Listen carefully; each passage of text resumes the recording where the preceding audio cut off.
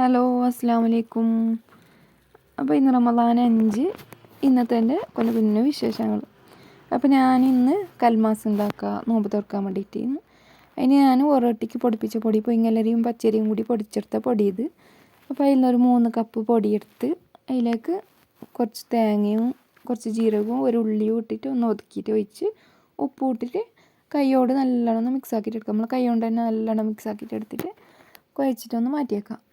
പിന്നെ നമുക്ക് ഈ കൽമാസ് ബീഫിലുണ്ടാക്കുക, പിന്നെ മുള്ളില്ലാത്ത മീനിലും ഉണ്ടാക്കുക, ചിക്കനിലും ഉണ്ടാക്കുക. എല്ലാം നല്ല ടേസ്റ്റ് ഉണ്ടാകുന്നു.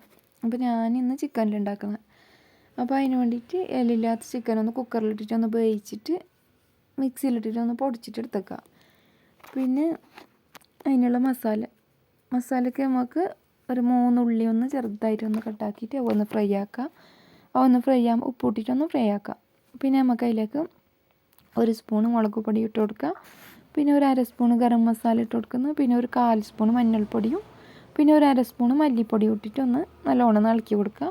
പിന്നെ നമ്മൾ ചിക്കനും കൂടി പൊടിച്ച് വെച്ച ചിക്കനും കൂടി അതിലേക്ക് ഇട്ടിട്ട് പിന്നെ മല്ലിച്ചപ്പ് ഇട്ട് കൊടുക്കുക. നല്ലോണം ഒന്ന് മിക്സ് ആക്കിയിട്ട് എടുത്ത് നമ്മൾ ഫില്ലിങ്ങും റെഡിയായി.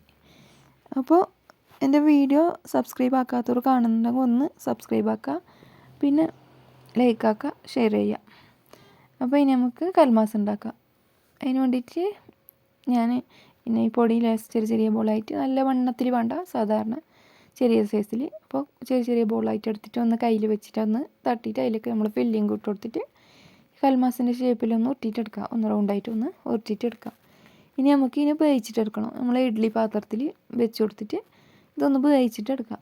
ഇതൊന്ന് വെന്ത് വരുമ്പോൾ ഇതിനെ ഫ്രൈ ആക്കാനുള്ള മസാല ഉണ്ടാക്കും. മസാല എന്ന് വെച്ചാൽ 2 സ്പൂൺ കാശ്മീർ മുളക് പൊടിയും പിന്നെ ഒരു 1/4 സ്പൂൺ മഞ്ഞൾപ്പൊടി, കുറച്ച് ഉപ്പ്, പിന്നെ കുറച്ച് ഇഞ്ചി വെളുത്തുള്ളി പേസ്റ്റും, പിന്നെ കുറച്ച് കറിവേപ്പില ഇട്ടിട്ട് ഒന്ന് ലൂസായിട്ട് ഒന്ന് കലക്കുക. നല്ല ടൈറ്റ് വേണ്ട, കുറച്ച് ലൂസായിട്ട് കുറച്ച് വെള്ളം ഒഴിച്ചിട്ട് ലൂസായിട്ട് കലക്കിയിട്ട് എടുക്കുക. അപ്പോഴേക്ക് നമ്മൾ ഈ കൽമാസ് വെന്തിട്ടുണ്ടാവും. ഇനി നമുക്ക് ഈ കൽമാസ് അതിലേക്കൊന്ന് മുക്കിയിട്ട് ഫ്രൈ ആക്കുക. നമ്മൾ പിന്നെ ഓയിലിൽ മുക്കി ഫ്രൈ ആക്കണ്ട. പിന്നെ മീനെല്ലാം പൊരിക്കുന്ന പോലെ കുറച്ച് ഓയിൽ ഒഴിച്ചിട്ട് അതിൽ വെച്ചിട്ട് തിരിച്ച് മറിച്ചിട്ടിട്ടൊന്ന് ശരിങ്ങനെ ഒന്ന് ഫ്രൈ ആക്കിയിട്ടെടുത്ത് നമ്മൾ കൽമാസ് റെഡിയായി.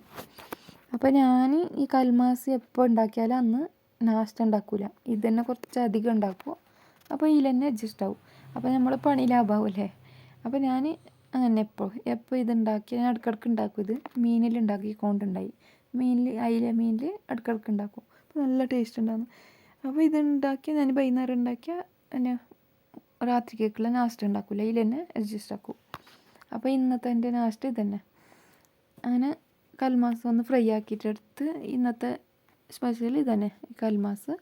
പിന്നെ കുടിക്കാൻ നല്ല ചൂടല്ലേ, ഇപ്പോൾ ചൂട് കാലത്ത് നല്ല തണുപ്പെന്തെങ്കിലും ആട്ടെ എന്നിട്ട് ഞാൻ ഷമാമ കൊണ്ടുവരിച്ച്, ഷമാമ നല്ല തണുപ്പുള്ള സാധനമല്ലേ, അങ്ങനെ അത് കൊണ്ടുവരിച്ചിട്ട് അതൊന്ന് ജ്യൂസ് അടിക്കാറുണ്ട്. പിന്നെ പാല് കട്ട് ചെയ്യാൻ വേണ്ടിയിട്ട് ഫ്രീസറിൽ വെക്കുക. അപ്പോൾ നല്ല കട്ടപ്പാലിൽ അടിച്ചെടുക്കാൻ. അപ്പോൾ പാലൊന്ന് കട്ടയായിട്ട് വരുമ്പോൾ നമ്മൾ ഷമാമ ഒന്ന് ചെറുതായിട്ടൊന്ന് കട്ടാക്കിയിട്ട് ജാറിലിട്ട് കൊടുക്കുക. പിന്നെ നമ്മൾ കട്ടപ്പാലും ഇട്ട് കൊടുക്കുക, പഞ്ചസാര ഇട്ട് കൊടുക്കുക.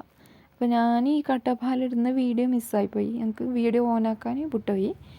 അങ്ങനെ കട്ടപ്പാൽ ഇട്ടിട്ട് നല്ല അടിച്ചിട്ടെടുത്ത് നമ്മൾ ഷമാമ ജ്യൂസും റെഡിയായി.